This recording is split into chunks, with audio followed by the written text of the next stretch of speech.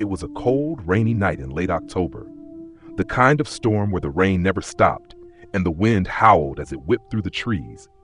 The streets were nearly empty, save for the occasional car passing by, headlights cutting through the sheets of rain. Sarah was driving home from a late shift at work, her headlights reflecting off the slick pavement. The road was long and winding, with thick woods on either side.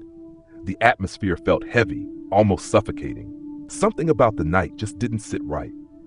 As she turned down a more isolated road, the rain seemed to intensify. The windshield wipers struggled to keep up, and the trees loomed overhead, their branches creaking with each gust of wind. It felt like the world had been swallowed up by the storm. Sarah gripped the steering wheel tighter, her heart starting to race. The eerie silence of the night, broken only by the pounding rain, made her uneasy. Then the headlights caught something strange in the distance. An old, decrepit house standing alone in the middle of nowhere. It wasn't on any map, and she had never seen it before. The house looked abandoned, with boarded-up windows and a rusted gate. A chill ran down Sarah's spine as she passed it, her eyes lingering on the dark figure for just a moment longer than she should have. That's when she heard it, a loud thud coming from somewhere behind her car.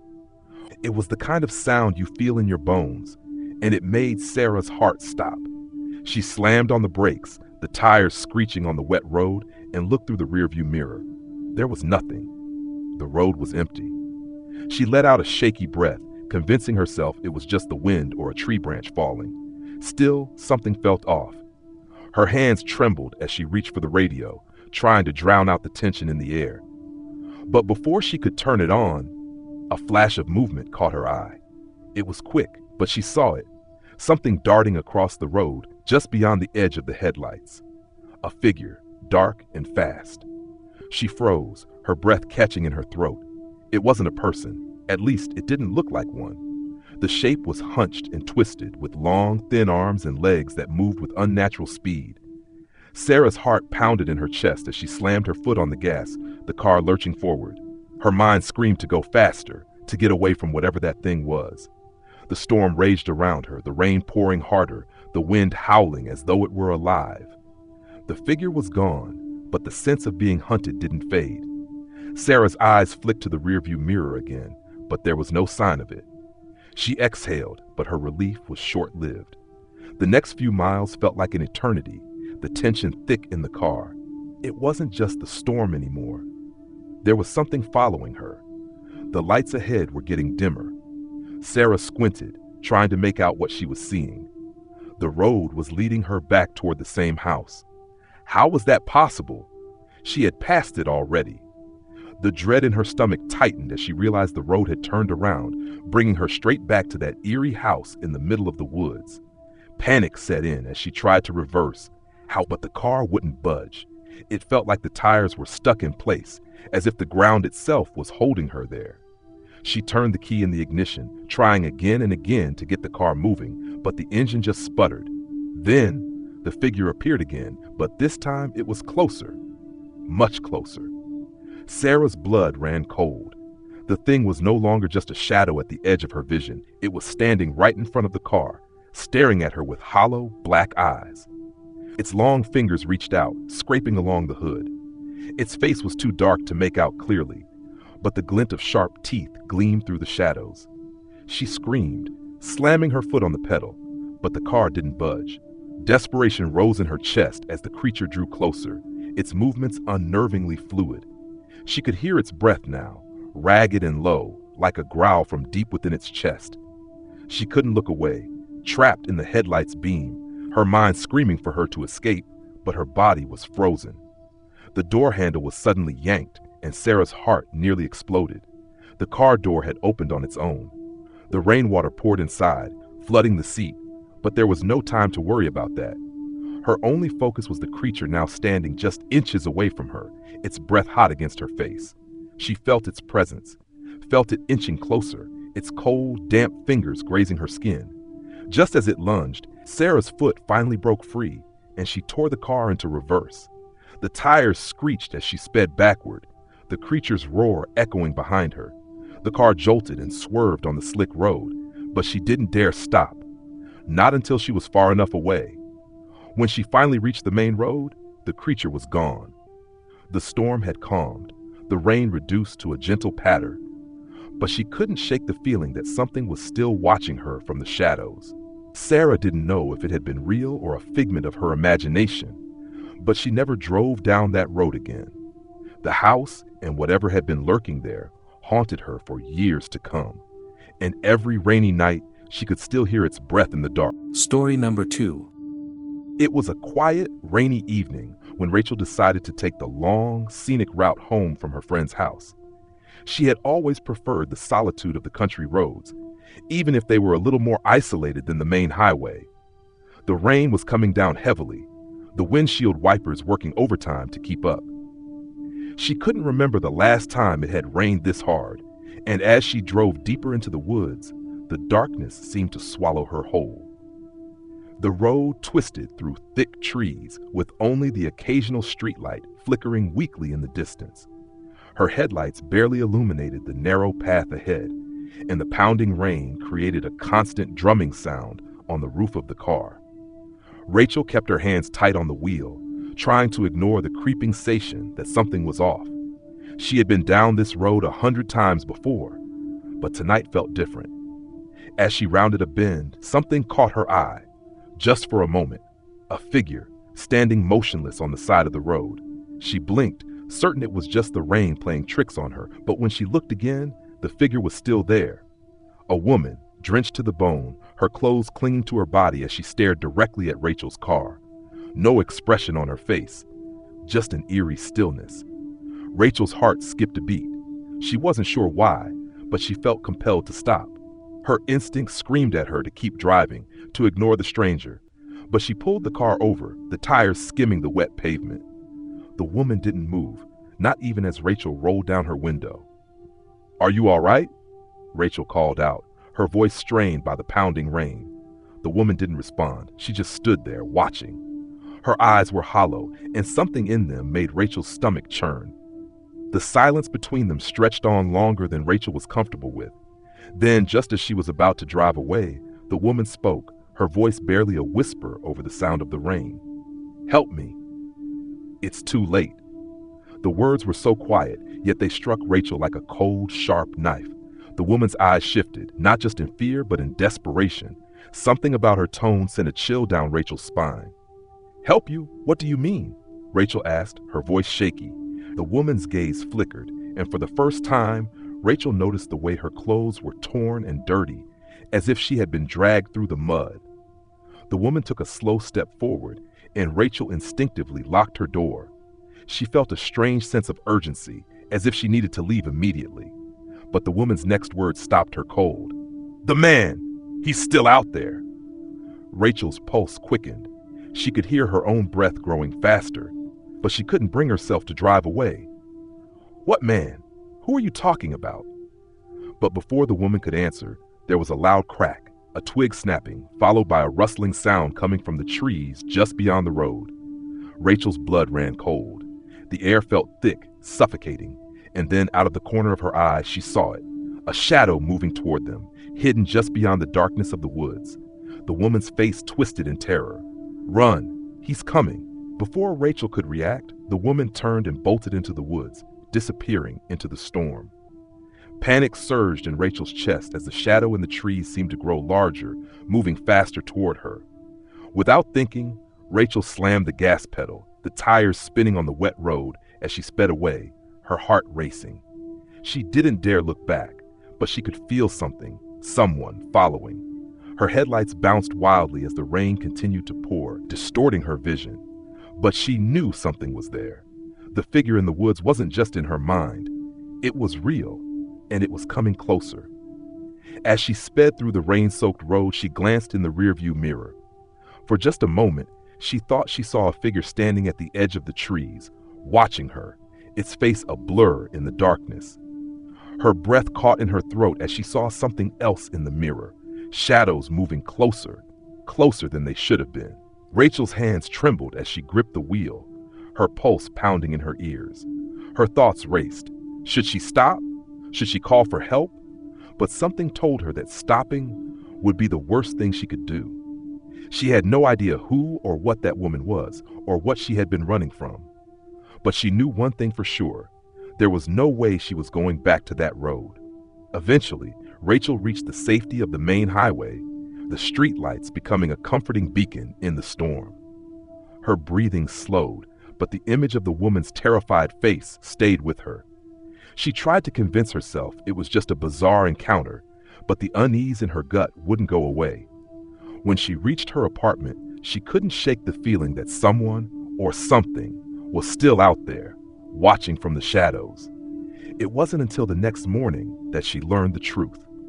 The news reported that a woman had been found dead in the woods along the same road Rachel had driven down. Her body had been discovered hours after the encounter, her clothes torn and bloodied, her face frozen in a look of sheer terror. No one could identify her, but the details matched the woman Rachel had seen the night before. They found the man too, a man with a history of violence who had been stalking the woman. He had been on the run for years, hiding in the woods, waiting for his next victim. But he was never caught. They said he had been seen in the area just before the woman died. Some even whispered that the man still roamed those woods, looking for his next victim. Rachel never drove those back roads again. And every rainy night, she could still hear the rustling of the trees, and sometimes, late at night, the faintest whisper of a voice saying, "Help me." Story number 3. It had been raining for days, a constant downpour that seemed to swallow the entire town in a thick mist. The roads were slick, and the streets felt abandoned, save for the occasional car that passed by, its tires screeching against the wet asphalt. Melanie had just moved to the small town a week ago, trying to escape the noise of city life. She had found a cozy little house on the outskirts, nestled at the edge of a dense forest. The town itself was quaint but eerily quiet, too quiet for her liking.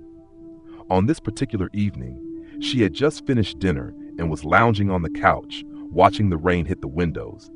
The sound of the storm outside was oddly soothing, but she couldn't shake the feeling that something wasn't right. The house creaked and groaned with every gust of wind, but it wasn't the house that unsettled her. It was the forest. She had heard strange stories from the locals during her brief time there. People spoke in hushed tones about the forest, how no one ventured into it after dark, how people had gone missing, how the trees seemed to whisper if you stood too close. Melanie had shrugged it off as superstitious nonsense. But now, as the rain pounded against the windows, she felt the strange urge to peek outside, to look into the darkness of the woods.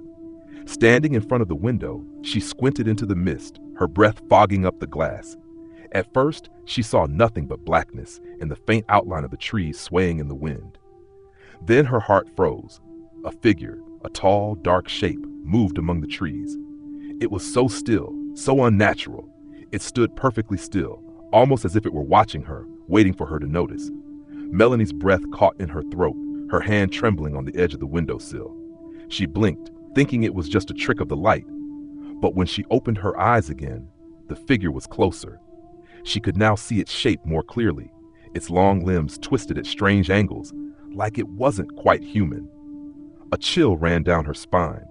She backed away from the window, heart pounding, but the figure didn't disappear. It seemed to be moving closer to her house, still standing at the edge of the trees, barely visible in the storm. Melanie stumbled to the door, her legs unsteady, trying to push away the sense of terror creeping up on her. The wind howled outside, and the rain seemed to fall harder, as if the storm itself was growing more intense. She grabbed her phone, ready to call someone, anyone, but as she reached for it, the power went out. The house was plunged into darkness, and a wave of panic washed over her. She fumbled for a flashlight, the darkness thick and suffocating, every shadow in the room stretching unnaturally long. A knock came at the door. Melanie froze, her body paralyzed with fear. Another knock, louder this time, followed by a voice, soft and barely audible, like it was coming from far away. "Let me in." She didn't recognize the voice, but it was cold and hollow, filled with something dark. She didn't dare move, didn't dare respond. Another knock, and then silence. But the silence didn't last long. The sound of footsteps began to echo from outside the house, dragging, scraping against the wet ground. Melanie's blood ran cold as the sound of those footsteps grew closer, slow but deliberate. She could hear the rustling of leaves outside, followed by a low, guttural growl. Something was there, just on the other side of the door, something that wasn't human. Her heart pounded in her chest as she held her breath, listening. Then came the unmistakable sound of scratching against the door frame, as if something with long, sharp nails was trying to claw its way inside. In a blind panic, Melanie grabbed the nearest object, a heavy lamp, and shoved it against the door, trying to barricade herself in. But just as she did, the scratching stopped. The house went eerily still, and for a brief moment, she thought she had imagined the entire thing. But then the door began to creak, slowly, relentlessly. Something was pushing from the other side. With a burst of adrenaline, Melanie ran for the back door, but before she could reach it, she heard a voice again, clearer this time, right behind her. "Don't run." She turned around, and standing in the doorway was a figure, a tall, gaunt man with a twisted, unnaturally pale face. His eyes were wide, his pupils black as night, and his mouth twisted into a grim, unnatural grin.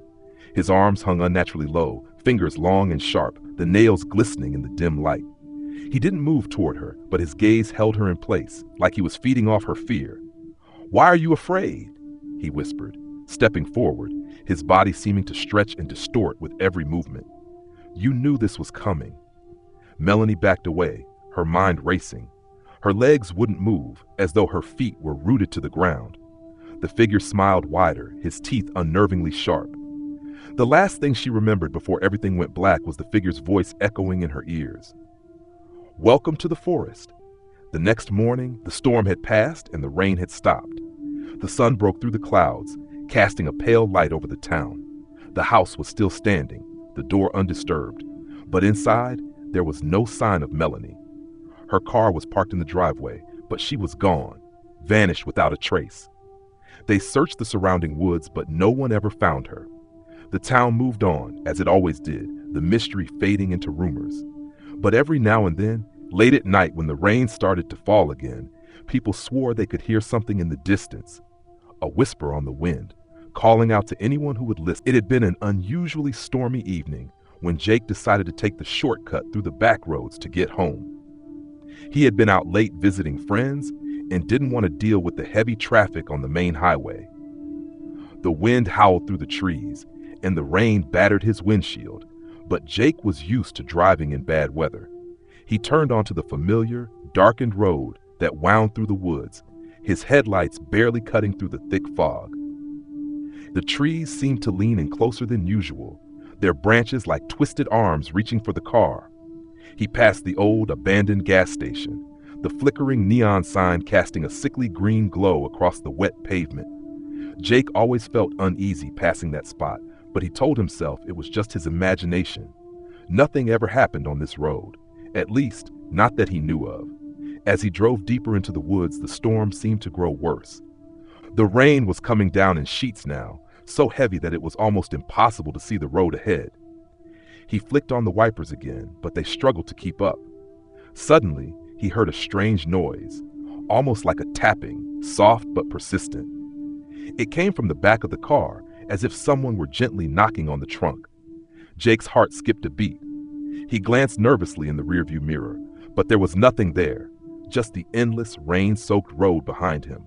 He chalked it up to the storm playing tricks on his mind and continued driving. But then, the tapping came again, louder this time. He slammed on the brakes, the car skidding slightly on the slick road. He twisted the rearview mirror to get a better look at the back of the car, his pulse racing. That's when he saw it. A face. A pale, gaunt face, pressed against the window of the back seat. Its eyes were wide, unblinking, filled with a dark emptiness that sent a cold shiver down Jake's spine. The face didn't move, just stared at him, its mouth slightly agape, as though trying to speak. Jake's breath caught in his throat, his hands shaking on the steering wheel. He swerved the car to the side of the road and stopped. His mind was racing. How had someone gotten into his car? He had checked before leaving, and there was no one there. He turned quickly to look in the back seat, but the figure was gone. There was no one in the car. His body went rigid with fear, his breath shallow. He couldn't be imagining it. The figure had been there, so real, so close, it had looked like it was begging him to notice it.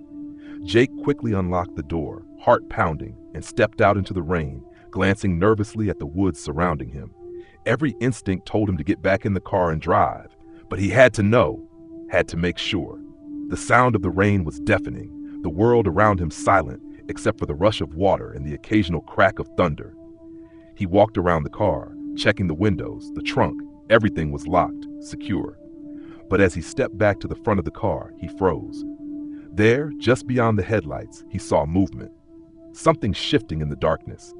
A figure standing just out of sight, its outline faint but unmistakable. It was tall, unnaturally thin, and completely still. Jake's breath hitched. He took a step backward, his mind screaming at him to run. But before he could move, the figure stepped forward, and with it came a voice, low and gravelly, almost like a whisper carried on the wind. "Don't go." Jake's blood turned to ice. The voice was so close, yet there was no one standing in front of him. The figure had vanished again. The only thing left was the terrifying feeling that something was watching him from the woods, something that didn't belong.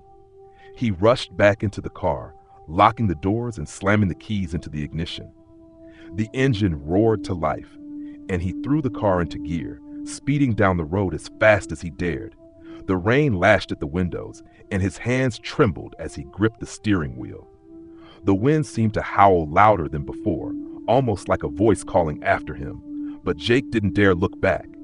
He had to get away from the woods, from whatever that thing was. The road stretched on, but it felt like something was chasing him, moving just out of sight, just beyond his headlights. And then, in a blink, everything went black. The car skidded, crashing into something soft, and the sound of breaking glass filled the air. Jake's heart raced, and he tried to regain control of the car, but it was too late. The car stopped abruptly, and the lights flickered off. His hands trembled as he looked around, but there was no sign of the figure. Nothing. Just the emptiness of the road. And then he heard it. The same tapping sound, this time from the outside of the car, slowly growing louder. The tapping, like fingers brushing against the windows, then the low voice again, soft but clear. "Let me in." The sound was coming from the trunk. Frozen in terror, Jake couldn't bring himself to move. The rain was still coming down, but the air felt cold, unnaturally cold. He looked out the window, but there was nothing there, just the wet, foggy road stretching endlessly into the dark. The tapping continued, and then a new sound joined it, a soft scraping like claws against metal, a deep, scraping noise that seemed to shake the very foundation of the car. Jake's eyes locked on the rearview mirror once more, his heart threatening to burst from his chest. The face, the same gaunt, hollow face, appeared again in the reflection, its eyes wide, staring at him from the trunk. The figure didn't just want to be seen anymore, it wanted in. Jake didn't wait another second. He threw the car into reverse, his hands shaking so violently he could barely grip the wheel. The car jerked back, and as the headlights flashed, he caught a final glimpse of the figure standing in the distance, still watching him, its mouth wide open in a grotesque grin. When the car finally stopped, the tapping ceased, and all that remained was the sound of the storm. Jake never spoke of what happened that night. He couldn't, because as the years passed, he would sometimes still hear that tapping, far off in the distance, always just behind him, and the voice always the same. "Let me in."